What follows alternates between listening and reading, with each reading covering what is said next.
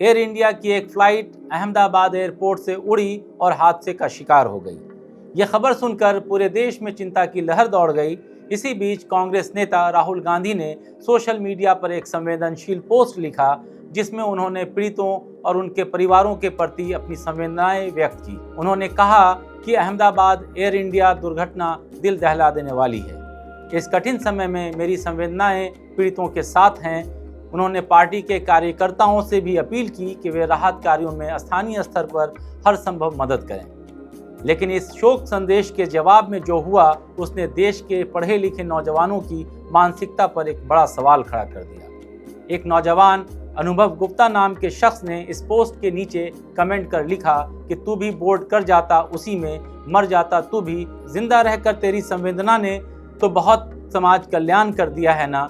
आपको ठीक वही लाइन मैं बता रहा हूं जो उसने लिखा है। इसके लहजे पर आप गौर कीजिए। आदाब, मेरा नाम है तारिक और आप देख रहे हैं द हिंदी टॉप। अनुभव गुप्ता के ये शब्द केवल नफरत नहीं बल्कि हमारे समाज की उस गिरावट का संकेत है जिसमें असहमति के नाम पर नफरत की हदें पार कर दी जाती हैं। सोचने वाली बात यह है कि अगर ये कमेंट किसी आम इंसान के लिए भी होता तो उतना ही गंभीर और निंदनीय होता, मगर जब ये देश के कद्दावर नेता के लिए कही जाती है तो चाहे जिस भी विचारधारा से हो, तब ये लोकतंत्र के मूल्यों पर सीधा हमला बन जाता है।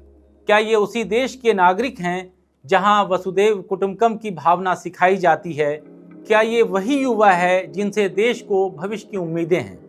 विरोध करना लोकतंत्र का हिस्सा है, लेकिन विरोध का मतलब क्या इतना गिर जाना होता है?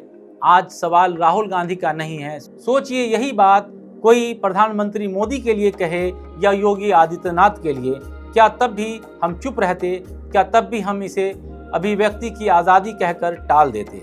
सोशल मीडिया आज एक बड़ा हथियार बन चुका है, लेकिन ये हथियार जब गुस्से और नफरत में डूबे हाथों में चला जाता है तब वह न केवल किसी इंसान को बल्कि समाज को भी तलवार की तरह जख्म देता है। और ये कोई पहली बार नहीं था, बल्कि इस तरह के शब्दों का इस्तेमाल ये शख्स पहले भी कर चुका है।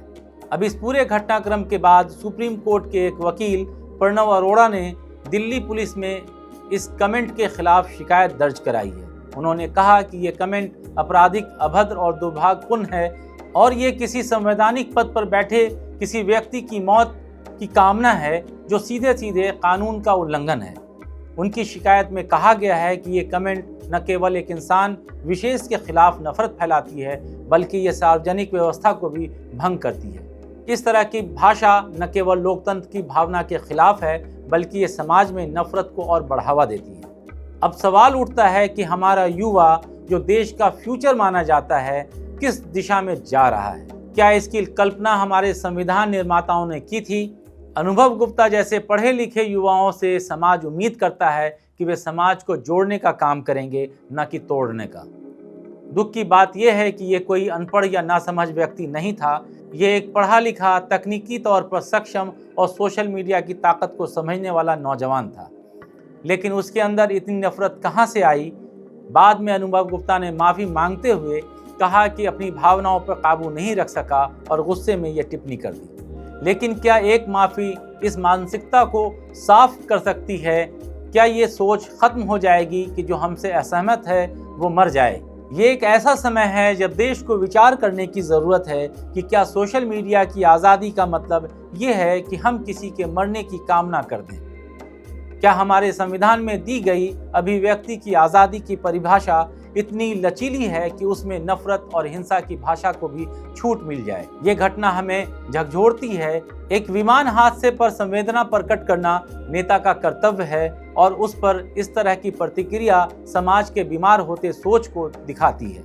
ये केवल एक कमेंट नहीं था, ये हमारे लोकतंत्र और समाज की आत्मा पर चोट थी। इसलिए आज ज़रूरी है कि हम केवल घटना की आलोचना तक न रुकें, बल्कि सोचें कि क्या हम ऐसे समाज की ओर बढ़ रहे हैं जहां असहमति का मतलब मौत की कामना हो गई है। अगर हाँ, तो फिर यह खतरे की घंटी है और इससे निपटना हम सबकी जिम्मेदारी है। और इस पर आपकी क्या राय है, हमें कमेंट बॉक्स में ज़रूर बताइएगा। अभी के लिए बस इतना ही, और ऐसे ही वीडियो के लिए आप हमारे चैनल द हिंदी टॉप को सब्सक्राइब करना न भूलें। हमें एक्स यानी ट्विटर, फेसबुक और इंस्टाग्राम पर भी फॉलो कर लें।